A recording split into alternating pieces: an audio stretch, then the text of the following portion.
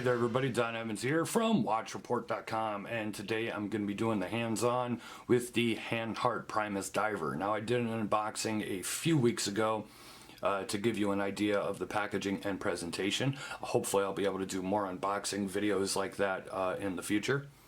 $2,700 is your price for this Hanhart if you're buying from WatchBuys.com, which is in the United States. If you're outside the United States, just check the Hanhart website for your nearest dealer or online dealer.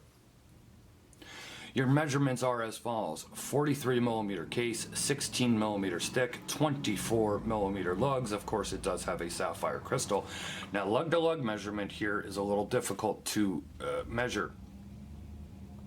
You're looking at, because it has these articulated lugs which bend up and down, at its widest point it's 53mm. At its shortest point, when they're bent down, it is 47.16mm. So it's a little, it depends on the size of your wrist, and if you put it on, how much they're flared out and how much they bend down. But even if they're flared out all the way, it's not like straight out lugs like regular lugs, so it's going to be a very long case. And if you have a bigger wrist where they're flared out that much, I don't think the 53mm lug to lug is going to be that much of a problem for you anyway. You are looking at a 7750 automatic movement. Now, first point of contention here. Nice movement. You can see this engraved rotor where they laser engrave Hanhart into the rotor there. And now the rest of the movement is not that decorated, but I think it suffices for what it is. My problem is not with the movement itself. My problem is with the naming of the movement, because Hanhart has, and I misspoke about this in my unboxing video. I said it was a very modified movement, and it's not. It is a modified movement beyond just the rotor. It is a bicompax movement, and so it's the two registers, and they move the registers as far apart, the subdials as far apart as possible, to give you a nice look and aesthetic here for the chronograph. We will start the chronograph here for a second, show you how it looks.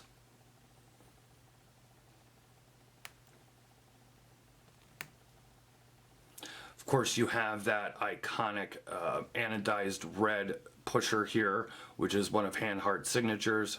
Beautiful signed crown. Try and give you a good look all around the case here.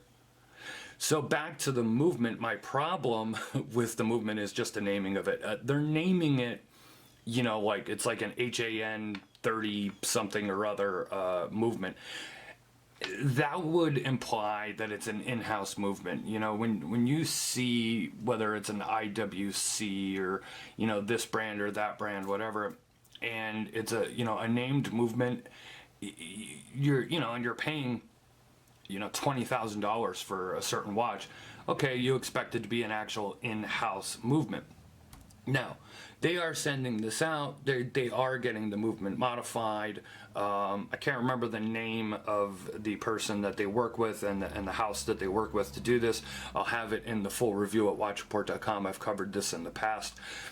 It's not like they're not going to any lengths to do stuff to the movement. They are. But you're just modifying a 7750, so that doesn't make it your own movement.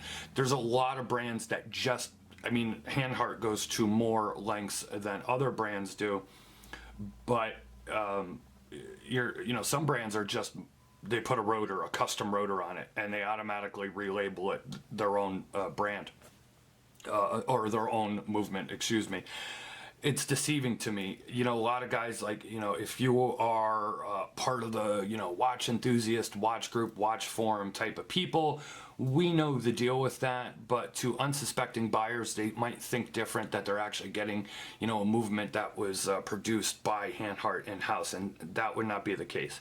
So I have a little problem with the naming of the movement. But let's check out the side of the case here. This crown is very long, and it really does screw down well here into the case.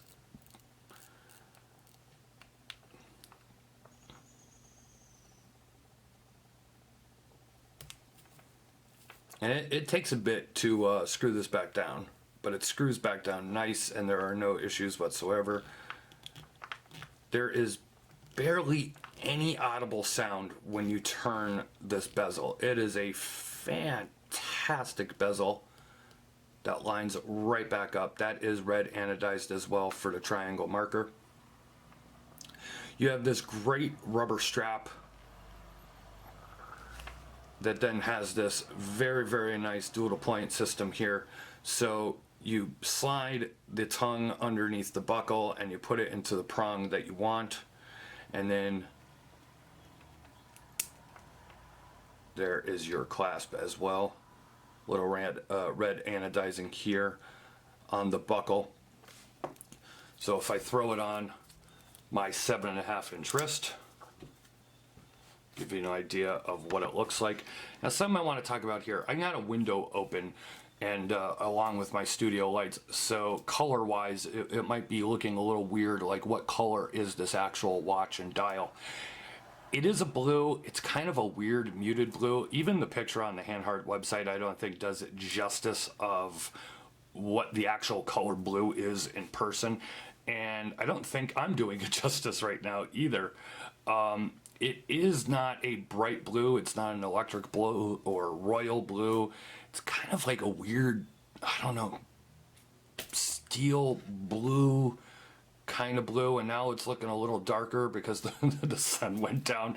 And when I was adjusting the setup this video, I adjusted it to try and look as close to what it would look like in person.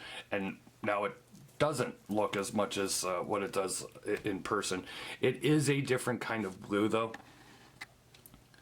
See if I can get the light to hit it. I would think that is probably right there the best representation of what the blue is. It's not a very, very bright blue, but it is a nice blue, and it is definitely not black.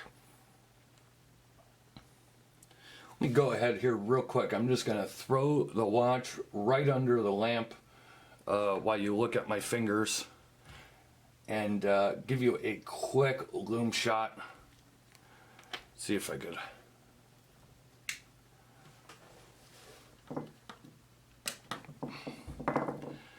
As you can see, those sub-dials are full lume dials, so they light right up. Lume is excellent on this watch.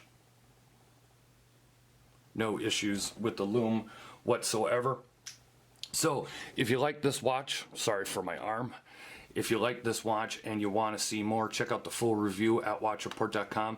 Click the eye in the upper right hand part of the screen. It'll take you over to the full review. Follow us on social media. We're on Facebook, Twitter, and Instagram. Leave a like or a comment here on YouTube. Please subscribe to our YouTube channel and hit the notification button so you never miss another review.